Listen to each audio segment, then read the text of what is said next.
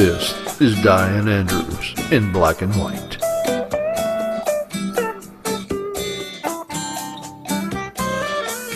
The issues you don't want to talk about. The arts and entertainment you need to know.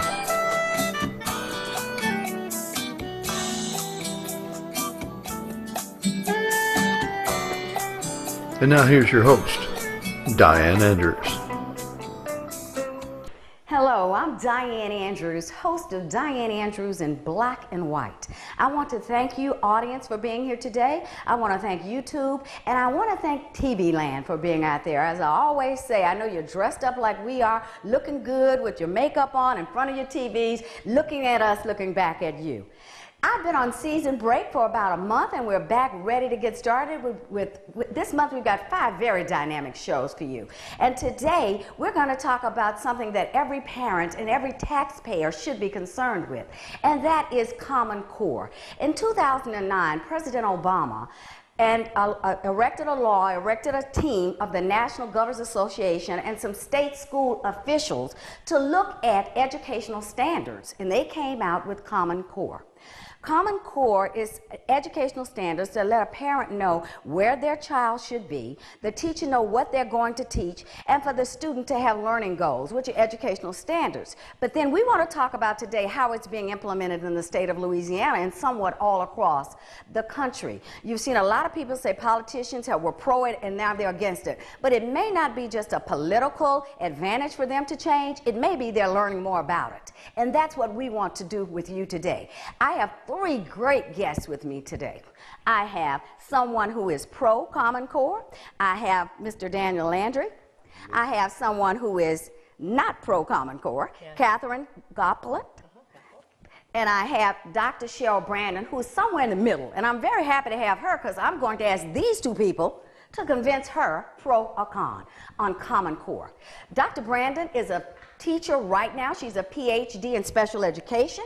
She works in Scotlandville Magnet School in the computer science engineering is what she teaches over there.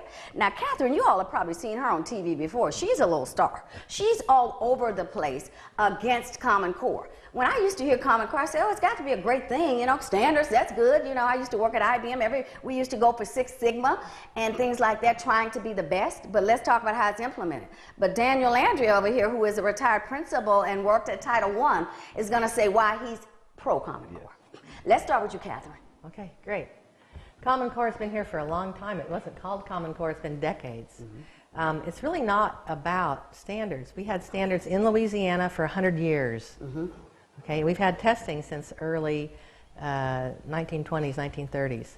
That's not new. But what's new about Common Core is not only are teachers being told what to teach, that's what standards really should be doing, but they're being taught how to teach, pedagogy and strategies. This ties their hands in the classroom. This doesn't allow them to be creative. This does not allow them to be specific with the child's learning style and developmental level. Really, Common Core has brought more problems than it has solutions. Let me ask you this, Catherine.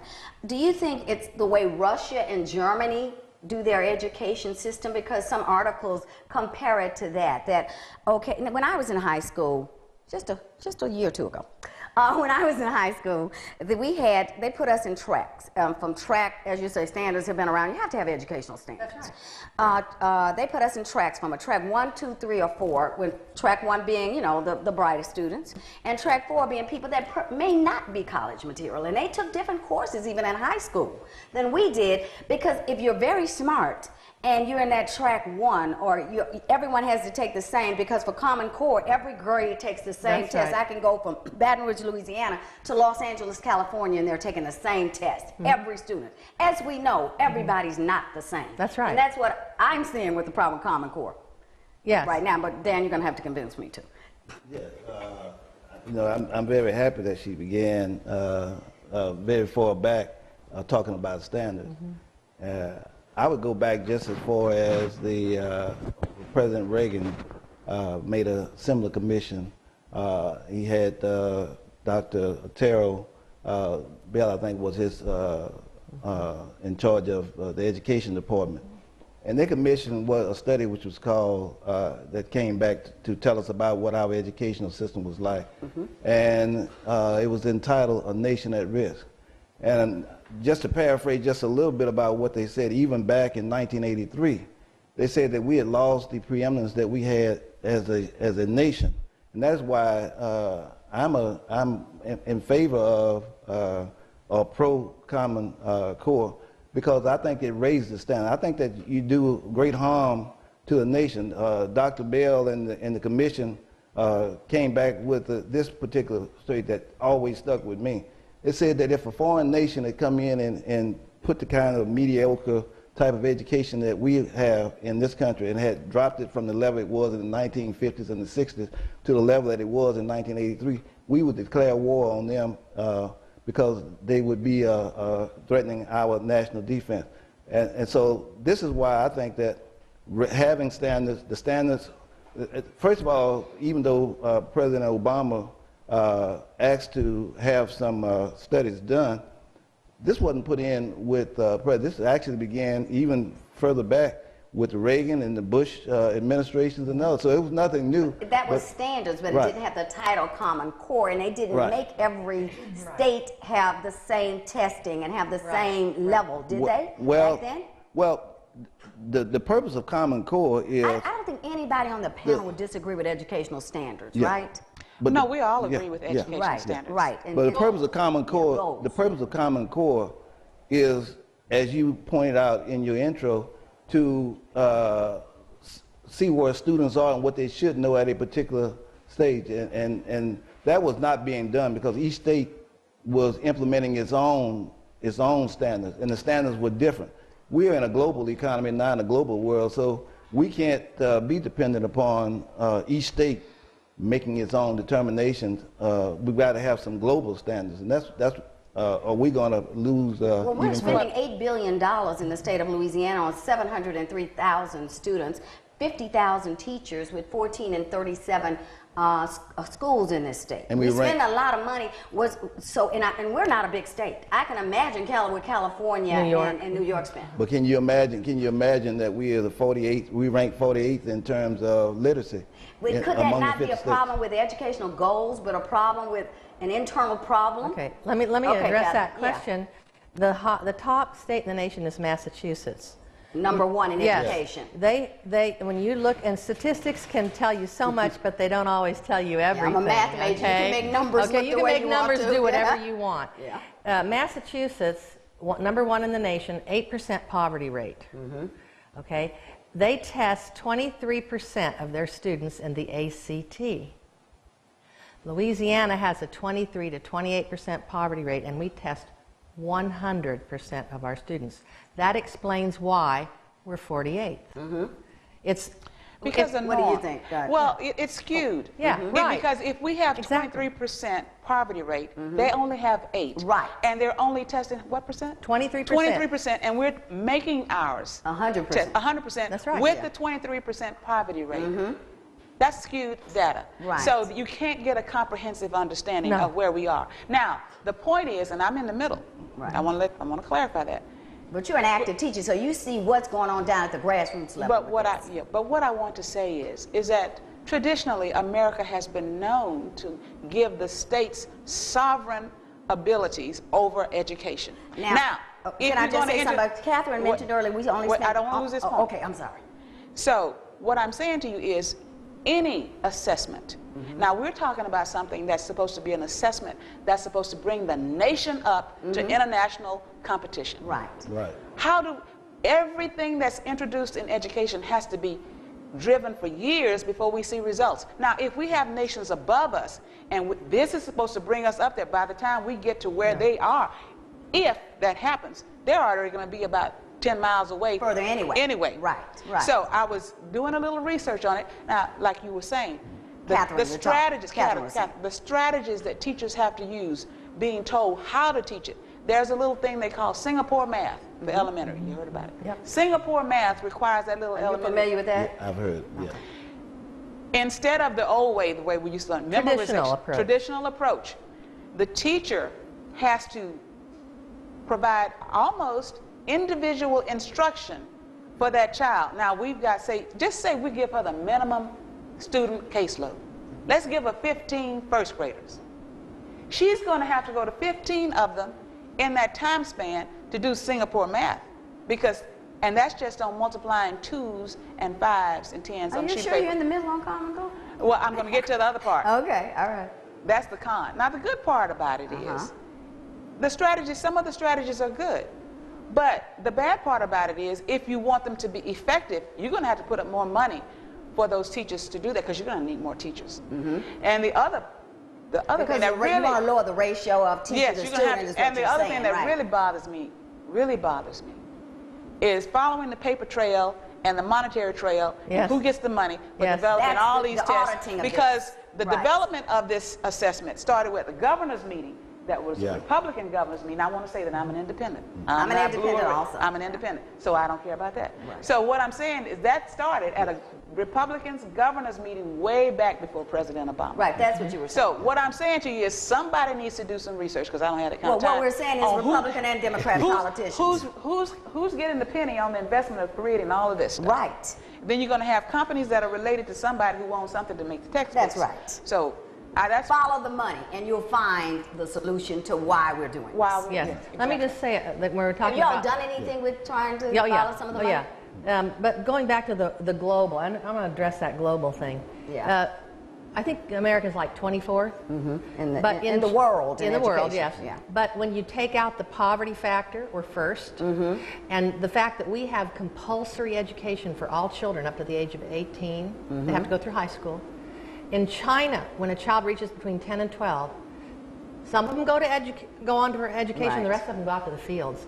We are not China. We don't want to be like China. In 2006, our Department of Education signed an agreement with Moscow called Moscow Catherine, let me ask you, how do they Declaration. decide that the smarter kids get to stay who've done very well? It's and testing. Testing. That's what I'm getting ready to say, testing. Data. And we're moving, Toward that. We're moving in our society toward a centralized, planned workforce, where the central government has all this That's data. why I mentioned Russia on and every- Germany. That's okay, the way they but do that's it now. what we're moving toward. Right, we're Okay, now moving think to about them. this. You don't think so? We are. Okay. We are. Okay, Well, I want here's you the two thing. to debate that Well, issue. wait. Or you. Let me tell you this. At one time, you know this. Yeah.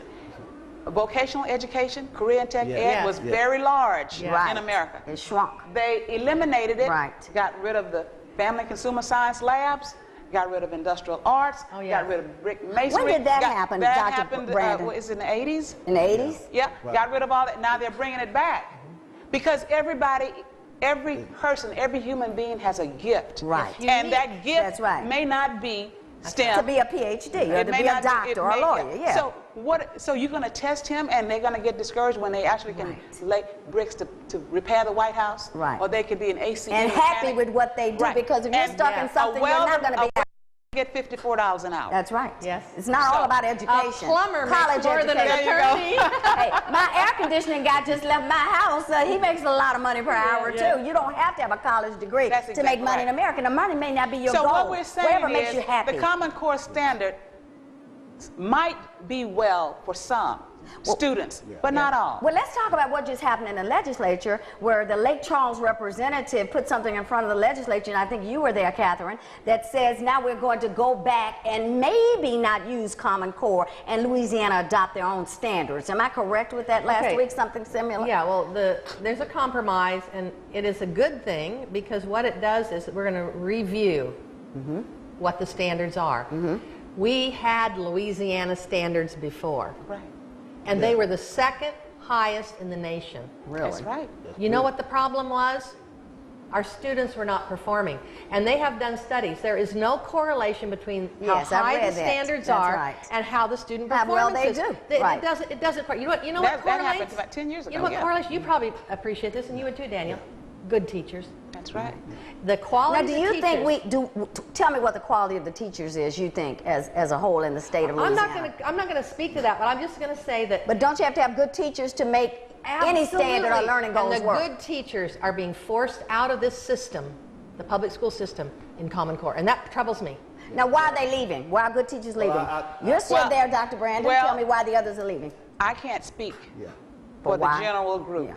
I would rather not. But I can say this. Have you heard anybody tell you that left why they left? No. Okay. Because people don't like to share that. Because No, it's personal, and they don't want to make it negative. They don't want to make it negative. That's just how professional we are. Okay, let's get something from each one of you all to Daniel. Has anything changed from this conversation? Because we're going to have to start wrapping it up. I hadn't changed my mind about being pro-Common Core, but I do agree with something that Dr. Brandon said, and that is that they put some extra stressors on teachers. Teachers, what I've heard from teachers is that they come to teach, not to manage paperwork and not to keep up with all the other types of things that go along with it. And to that end, I have some agreement with it. But I still hold that, and I would ask the question upon my sort of concluding, where are we in America that we've suddenly become afraid to seek the higher levels? Again, so you say ranking 24th in the world. One time we were #1. So what do you? Well, she said if you take the poverty issues out, we are #1. I don't think it's a matter of fear of being excellent. It's not a matter of fear of being excellent, and it's not a matter about us losing our ranking. I think the question should be asked: what determines the ranking, and what caused us to go down? Now, something shifted. We're going to have to wrap it up. Let's get your final observation on what you've seen today. What you heard today. My final observation is this. Are you still in the middle? Oh, I'm still in the middle. Okay. I'm still in the middle because I know what it's like to be in the classroom with teachers, and I don't see why. Okay. All right, Catherine, I know your point of view hasn't changed. Well, I think we're going to start wrapping this up, and what I'd like to say is, being from IBM, I started my career in IBM, and everyone was judged by a standard. We had a performance evaluation, but you got paid for that. Maybe some teachers should be making $50,000 and some teachers should be making $80,000 based on how they perform. If they added that, maybe we'd have a different educational system around the country. Thank you all for being here, and we will keep on debating this. Thank you very much.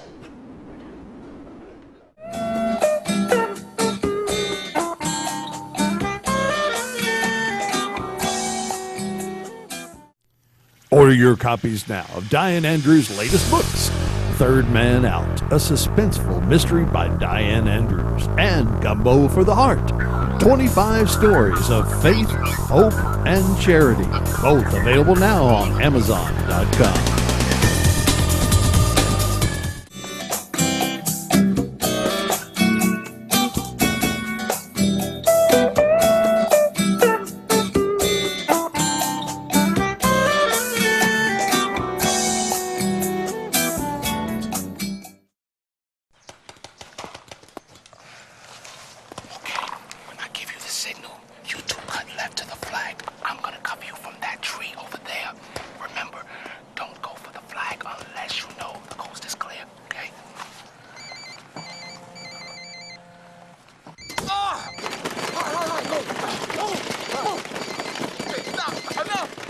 You don't have to be perfect to be a perfect parent, because kids in foster care don't need perfection. They need you.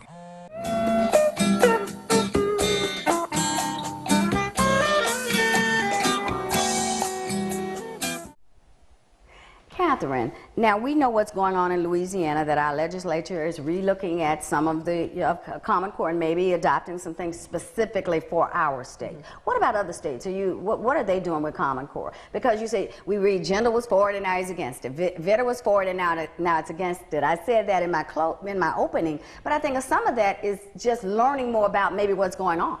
Right. Remember that Common Core was never field tested or piloted anywhere. So what we have is a grand experiment in our nation with our children. The schools are the laboratories, the kids are the guinea pigs. Bill Gates, you talked at the beginning of the program about the funding. Right. He's very instrumental and given a lot of dollars into this program. Right. Has said that they don't really know if this will work. Have they taken anything from Russia or Germany or other countries who use these? Any tests coming from there? No, I wouldn't say any correlation with the other countries? Let me just explain that Pearson is the largest textbook and test provider in the world. They're out of England, and they have probably 92% of the market worldwide. I was interested when we were talking about only 15% of the funding for the state of Louisiana comes from the federal government. Yes, yes. So do they really have to control what we do, right? If they only pay 50% of it. And that was how Common Core got into the states. It was a carrot and stick approach, where the federal government in '09, when the states were cash strapped because of the downturn in the economy, and they took the money. We only got $17.4 million for the whole state of Louisiana. We don't know what happened to that money. Really? Yes. And so, as we said earlier, we may need to follow the money. Yeah, and so really, when I've looked at it, the people that benefit the most are not the children, not the system. It's the vendors of educational materials, tests, technology. Common Core wants to move us into a whole new era where every child will sit in front of a computer. The computer will actually teach the child the program, be gathering data. Every minute that child is on that computer, and the teacher will be a facilitator. And there's two types of education. There's a progressive education and a traditional model. And this is progressive education. It's more subjective.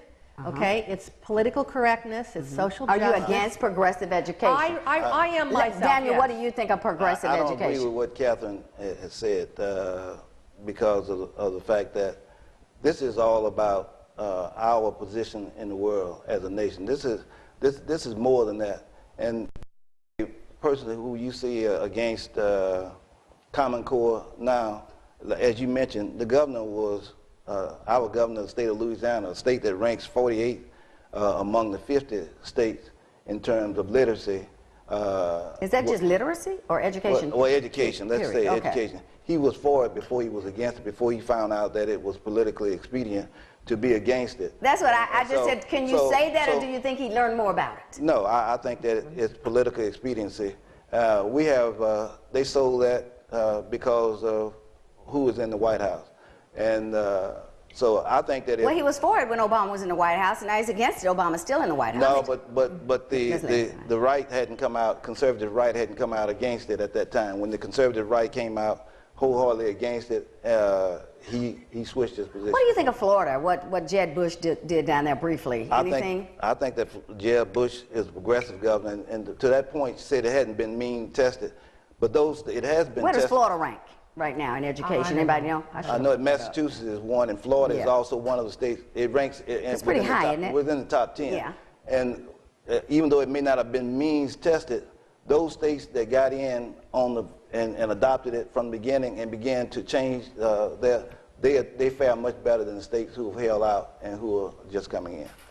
Remember that Common Core they signed on to take the money. Right, in '09. Before they saw the standards. Right. Okay? Yeah, I read and that. it's not just standards. There were three parts of Common Core.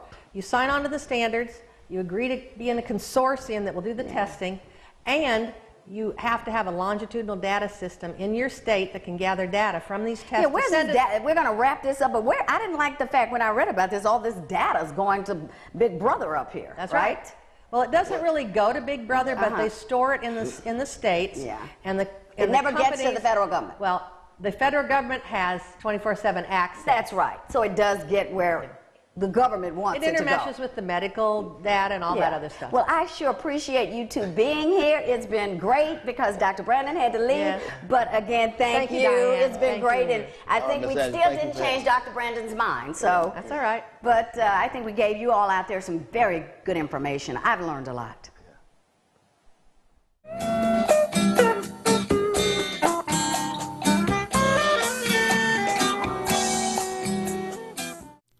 Order your copies now of Dianne Andrews' latest books, Third Man Out, a suspenseful mystery by Dianne Andrews, and Gumbo for the Heart, 25 stories of faith, hope, and charity, both available now on Amazon.com.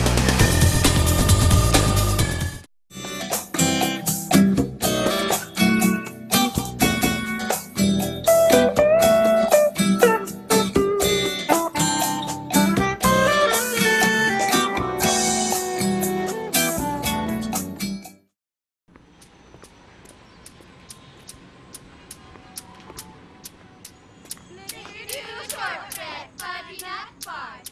How many trees in the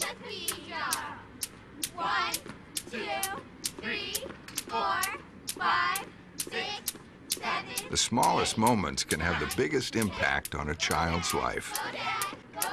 Take time to be a dad today.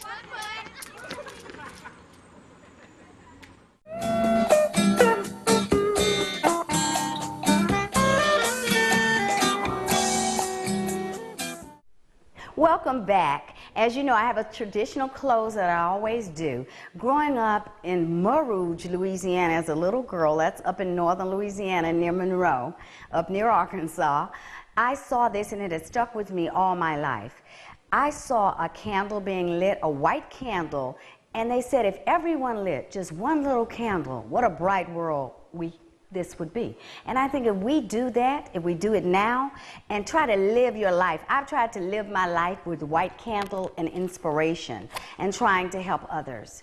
So if we go out and light a white candle physically and mentally and try to help the world. You all have a great rest of the week and keep on watching Dianne Andrews in Black and White.